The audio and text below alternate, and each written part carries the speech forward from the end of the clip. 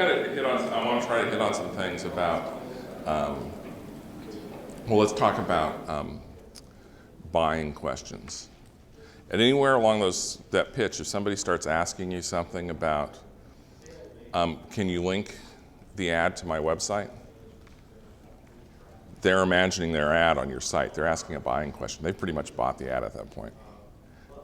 And really what you should do at that point is say, yes. Well, does it cost anything more? It might be another question. Say yes. We include it with the price of the ad.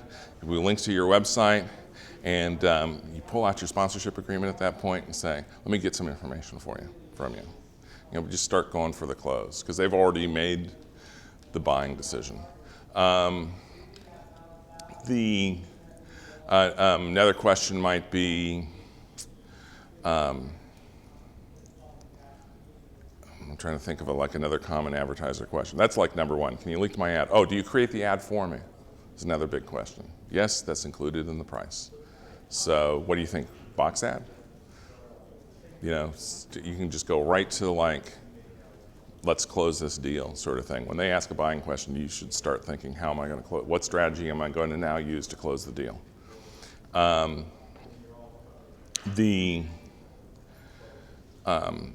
kind of mentioned this before. You stay away from words that might scare people, like contract. I say it's a 1-year term or a 3-month term.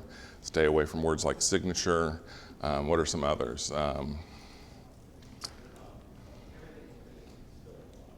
do you call it if you don't call it a contract? It's an insertion order. Or a sponsorship agreement. Again, that whole sponsorship as opposed to advertising we're more of partners. So I prefer that word to you're buying an ad. Yeah, we use supporter a lot. Yeah. That's a great question. Is the contract legal or binding? I don't care because A, I want to have a relationship with them. B, if they're going to cancel, I'm not going to sue an advertiser. So if they're going to cancel, they're going to cancel. I'm just SOL. Yeah. So I don't worry about getting big fancy contracts. Only on the stamp ads, because we build them at such small increments. I don't want to build them every month. That's why I came up with it's $40 a month or $125 for 4 months paid in advance. I always throw that phrase in. You pay me in advance for 4 months, it's a lot easier on me. I only have to bill you every 4 months for a small amount of money. But the bigger ads, I've just always done it at the end of the month. Increase the price of the box ads versus the tile, because as I got into it, I found the box ads were much more valuable to the advertiser than the tile. They're much more effective. And so I wanted a bigger degree of price differentiation between the two ad sizes. So I increased the ad by $100 a month. And why do you think they were more effective? Because of size or uniqueness? Size. Size has a lot to do with it. You can do so much more with it. It just grabs your attention so much better. The tile ad's really only effective for the people that are going, oh, what ads are on the Batavian, and scrolling through. The box ad can really draw somebody's attention away from an article. So it used to be when we were on Google Ad Manager, Drupal has what's called blocks. So all the ads are in a block. Every day, just about, I'd have to go into the blocks and manually move ads around the page. Now with OpenX, and it's not working quite perfectly, but OpenX does that. Every time you load the page, the ads load in a different order.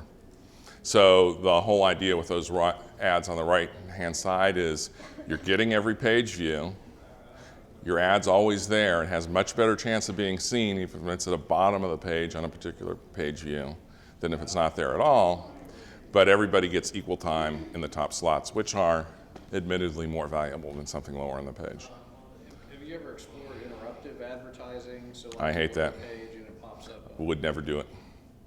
Our whole ad philosophy, we don't allow flash ads, we don't allow animated GIFs, nothing that disrupts the user experience, because what makes our advertising valuable is that people find our site easy to go to and not disruptive to their experience. Can you talk about the ad production process? So when you do make an ad, what are some of the kind of roadblocks you have? One of the biggest problems is a lot of these small businesses don't have digital copies of their logos anymore. That's a big problem. But typically, initially I built all the ads. One of the advantages of having done a lot of different things in your life is you learn a lot of different skills. So somewhere along the line, I learned Photoshop and could build ads.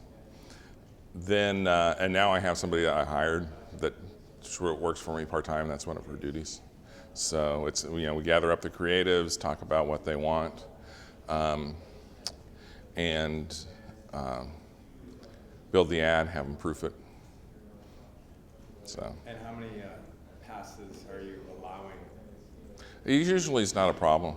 I've had very few people have a lot of back and forth over an ad. One thing that might be a good idea, if you're building the ads yourself, is call the phone number, make sure you put in the right number. We've published a few ads with the wrong phone number and the advertiser didn't even catch it until a customer said, hey, I tried calling you. Which was also good news, because now an customer's coming in saying, hey, I tried calling your ad on the Batavian and the number didn't work. Now the advertiser goes, well, the number wasn't right, but at least somebody saw my ad. So it's a double-edged sword. One thing we do is we do something called sponsored post, which everybody kind of knows about now in our market. So if somebody wants some special coverage. First of all, there's a whole broad range of things that a business might do that I think is newsworthy. Your 5th anniversary, your 10th anniversary, your expansion, your relocation, your grand opening. Some of the best read stories on our site are about new restaurants coming to town. So I serve to me, there's a very legitimate news purpose. I'm also, we got a new Mexican restaurant, and I drove by. So we had this former Ponderosa, ever hear that chain? They went out of town, this big business right on one of the main streets downtown, empty building. One day I drive by, and there's a sign that says, coming soon, Mexican restaurant. So I took a picture and posted that. It's like one of the most viewed stories for that month. And a couple of days later, I drove by again, and I saw some people inside, so I went to see if the owner's there. And thanks for that. He'd never heard of the Batavian before, but he got so much feedback off of that. He goes, as soon as we open, I'm going to advertise with you. So those are legitimate stories. When somebody's having, I'm trying to think of an example.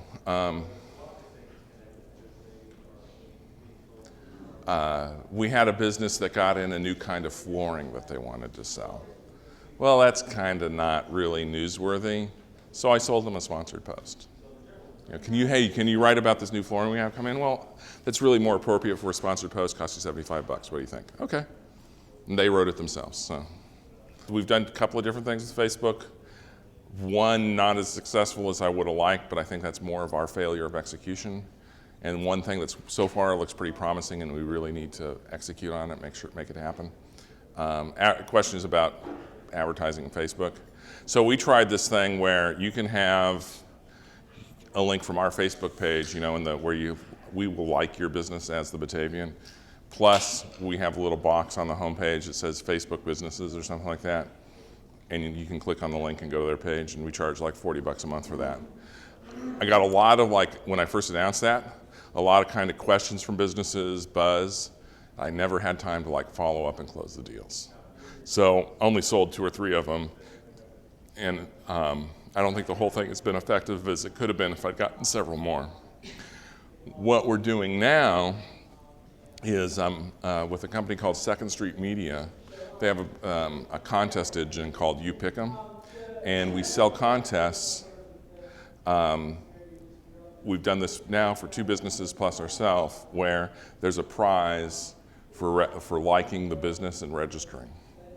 So you register for the contest, you like the business, and now you're entered into a drawing for the prize. We charge a $50 setup, 50 cents per like, and we cap it at 300 likes. Businesses, I'm getting a lot of good feedback about that from businesses. If I can get out and pitch it, I think it'll really sell. The 2 businesses that did it first, they did it on a trial basis. They've both renewed for annual contracts. So I'm feeling pretty good about that.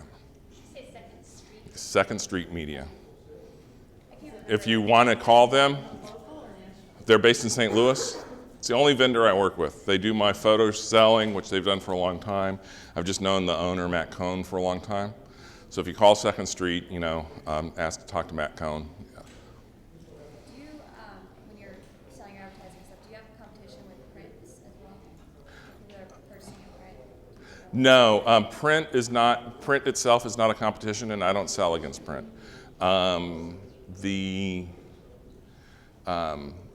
One thing, print also would include like the Shopper, Penny Saver. I'm friends with them. We get along really well.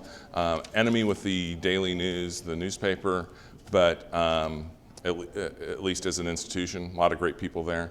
But I don't consider print a competition. I would never discourage somebody from advertising in print because I think it has its own value. Yeah, and I've run into not necessarily with print, but just my budget's committed for the year, and I don't necessarily know an easy way around that. If they're the kind of business that's budgeting like that, it's just going to be really hard to get them off budget. So all you can do is say, well, when do you do your budget again? Can I come back and see you again? Typically, I haven't gotten vendors calls for a while. Maybe they've all kind of gotten the word, don't even bother. But there's been a couple of vendors I would have liked to have done stuff with. I just don't have the time. And there's a couple of vendors I feel bad about. They invested a little time trying to get something to meet my needs, and I'm like, there just isn't time to implement it. I'm not sure, there are things where I'm like, is this really going to make me money? Is this a good way to invest my time right now? So those couple things have happened. The other thing is, I never hire a vendor for something I can do myself, even if I'm not going to necessarily get to it right away. It's just like, I don't want to outsource that part of my company that I may want to do for myself later. The Facebook contest thing's a little different. It's not that hard to technology. If I wanted to invest the time to come up with, do this internally and not have a vendor for it, I could, but I just felt like there's so much potential there.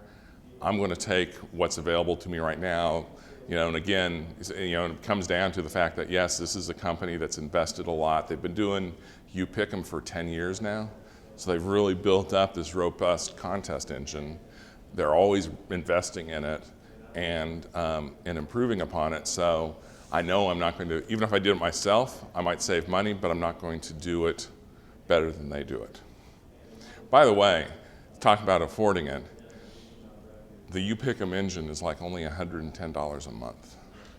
So it only takes one good contest to pay for a whole year. It's really affordable. Is there a maximum number of contests? Nope.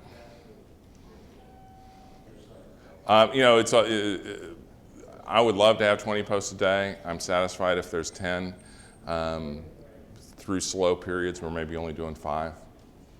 So, but definitely more frequency drives traffic. So the more frequently we can post, the better off we are. And also, we have so many people that are just like addicted to the site, refreshing all the time. What's new? What's new? You keep them addicted by always giving them new stuff. Bring up stuff that's not related. Get sidetracked yourself. Talk about some aspect of the business that just, for me it might be like ego. I really want to brag about this thing that we're doing, but it's not relevant to the sale right then.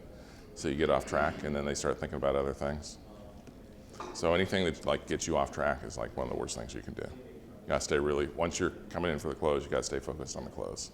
Once you start that pitch, it's all about that pitch. Don't get sidetracked. So, and then once in a while, just people, when they get to the money thing, there just are people that will become resistant at that point. And it's can be kind of hard to deal with because all of a sudden they're thinking about their own budget.